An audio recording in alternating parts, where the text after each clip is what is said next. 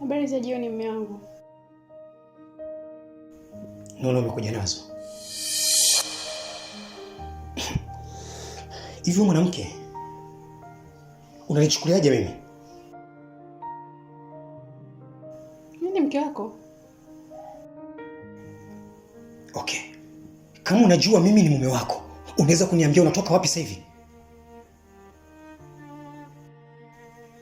Mimi niliona umeenda kazini, ndio maana nikaona na mimi nikasuka nikafunga nywele zangu kwa sababu zilikuwa zimefumuka. Sikujua kama nitachelewa mume wangu, kulikuwa kuna foleni saluni. Chioma, unataka nini wewe mwanamke? Unataka nikufanye nini? Unataka nifanye nini? Chioma, leo nakuita jina lako kwa mara ya kwanza Chioma. Ujue ni namna gani ambavyo umenikera. Alafu nishakataza kutoka na gari yangu. Aliyekwambia utoke na gari yangu ni nani? Nishakwambia wewe ukigusa chochote huko ndani unaleta nuksi za ugumba na unanifanya mimi nitembee na hizo nuksi zako. Kwenye ile gari sasa hivi nahisi nikienda kuingia kule ni nuksi tu na harufu za ugumba ziko pale. Hata kwa toilet natoka sasa hivi. Ni harufu nzito ya ugumba ambayo umeacha huko ndani.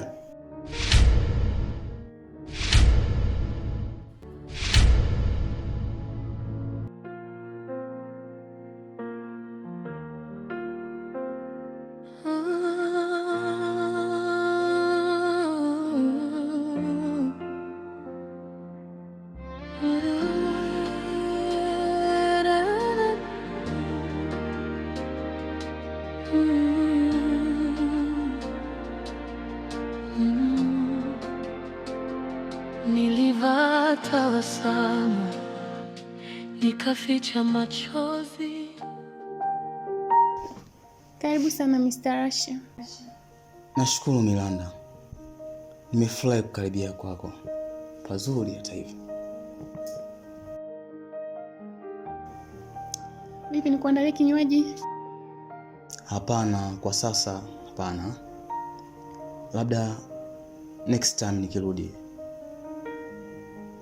Bila shaka umeniita. Ningependa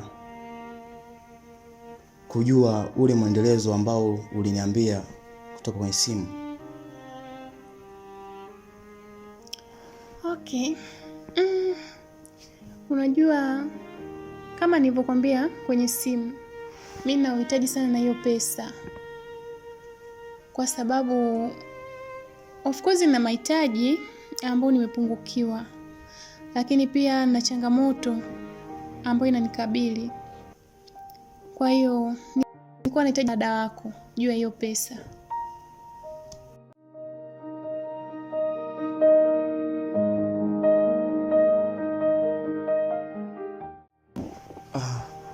Milanda, najua una shida na hiyo pesa. Ila hiyo 500,000 kwangu ni ndogo sana. Na nitakupa zaidi ya hiyo 500,000.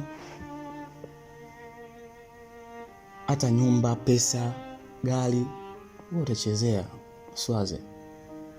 Ila Milanda, wewe ni mwanamke mzuri sana. Na kingine ambacho kimeshangaza kutoka kwako ni uzuri wako ulivyo. Hisia zangu zimeshindwa kabisa. Nimevutiwa na wewe Milanda.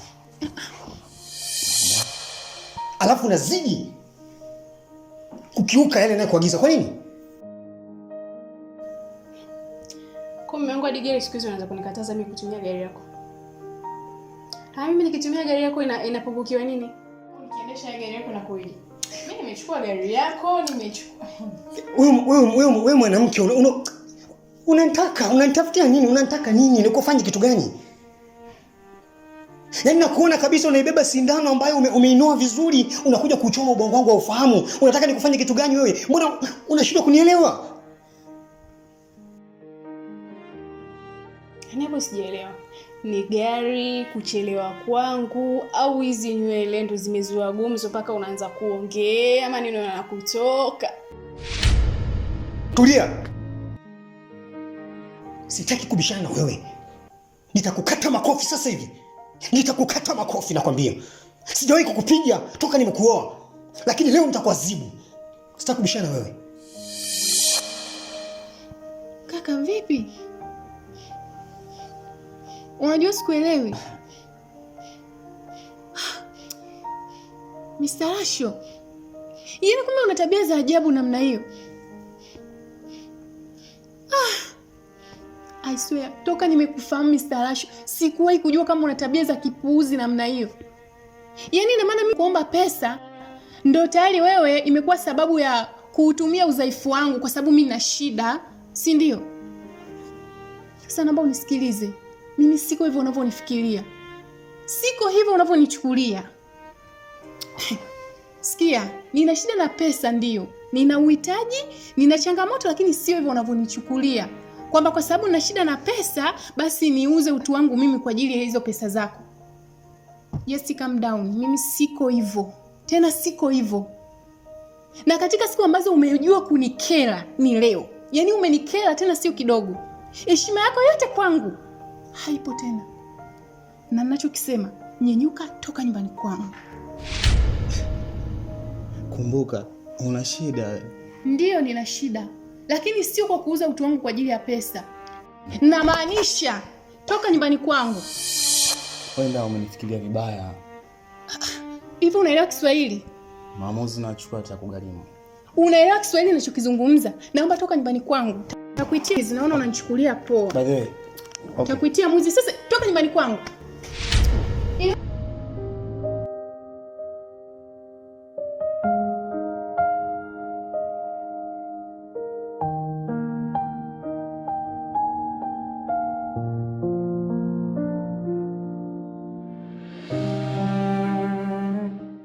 Unataka nikufanye nini? Unataka nikufanyie kitu gani? Nisikilize wewe. Thamani yako ya wanawake ushaipoteza kwangu. Una thamani kama mwanamke tena kwangu. Ndio maana nakuomba ukae kwa tahadhari sana. I say, sio tembo yule ambaye unamfahamu. Mimi ni tembo mwingine. Nitakuja nikufanye kitu ambacho sijawahi kukufanya wewe mwanamke. Sasa nataka nikwambie kitu kimoja. Ikifika kesho asubuhi, huo uchafu wako uliokuwa hapa sitakuona. Na kama utakuwa bado na huo uchafu, basi na mabadiliko kwenye tumbo lako yawepo. Sirudi tena. Mume akageuka baridi, maneno yakawa mawe. Wamama wa ukoo wakapima kwa macho. Kila shangwe ya mtoto hunichoma taratibu. Kila utapata lini hunikata vipande. Nimebeba maumivu kama sufuria ya moto. Milanda, yani uwepo wako tu, yani mimi kwangu uhakika. Nahisi kutakuwa kuna dili. Hebu niambie. Yeah, ni kweli. Unajua Mr. KK, nimekuita hapa nikiwa na jambo nataka tulizungumze. Ni jambo la msingi. Mimi na wewe najua tumefanya kazi nyingi na madili mengi sana kutuingizia pesa na hujawahi kuniangusha. Kwa hivyo ni mtu wangu wa karibu sana ambaye ninakuamini na nakutegemea katika masuala muhimu sana kama haya. Issue yenyewe iko hivi. Nina rafiki yangu anaitwa Chioma. Amebahatika kuwa katika ndoa na mtu ambaye ana pesa nyingi. Ana pesa nyingi sana. Na kifupi wamebarikiwa kuwa na kila kitu. Isipokuwa wana miaka takribani kama 2 pasipokuwa na mtoto katika ndoa yao. Hiyo imepelekea ugomvi mkubwa sana katika ndoa yao. Na hivi karibuni rafiki yangu Chioma alikuja kunishirikisha katika hilo, akihitaji nimpe ushauri.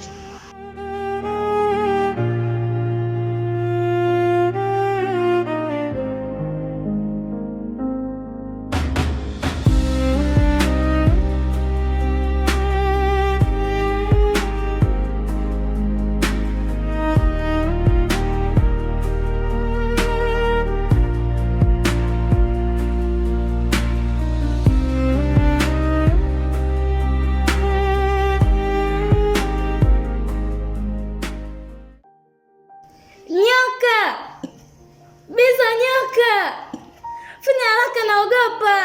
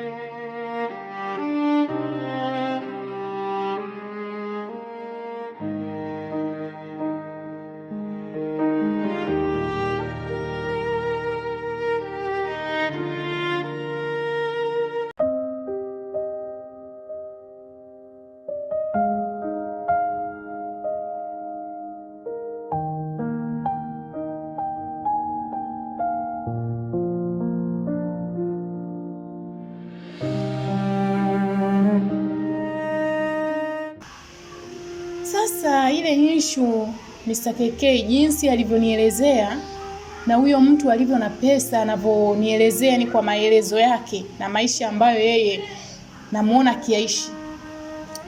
Nimegundua hapa hilo ni dili. Ni dili kubwa sana. Tunaweza tukapiga pesa nyingi sana. Na ili tufanikiwe hivyo ni pale ambapo wewe utatakiwa kuwa naye katika mahusiano. Pindi utakapobahatika kumpa ujauzito, naamini itakuwa ni furaha kubwa sana kwa mume wake. Na atakuwa tayari kumpatia chochote atakachokihitaji yule mwanamke. Hii itakuwa ni faida kwetu. Na tutapata pesa nyingi. Yaani hili ni dili.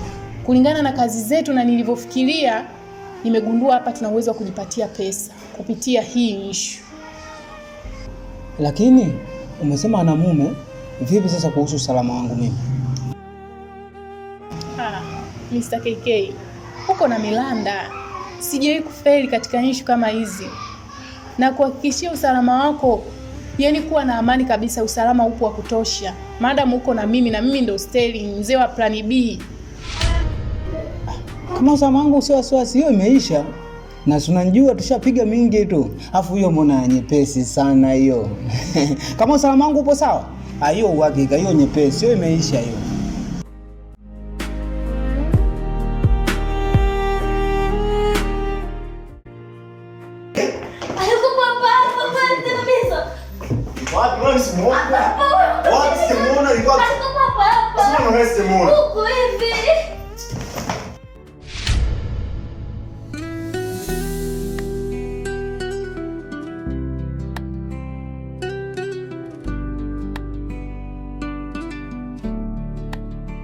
Nilimwona akitabasamu naye, macho yangu yakaangaza ukweli wake.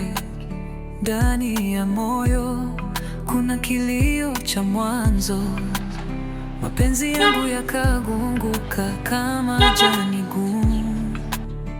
Nalia usiku na mchana, moyo wangu umevunjika vipande.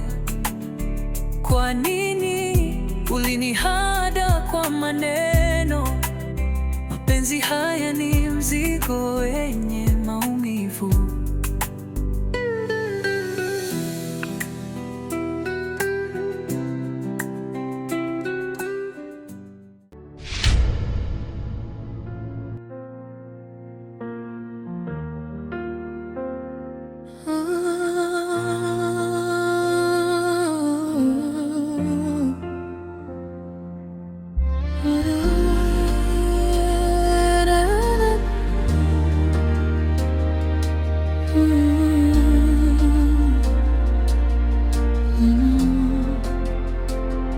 Nilivaa tabasamu, nikaficha machozi.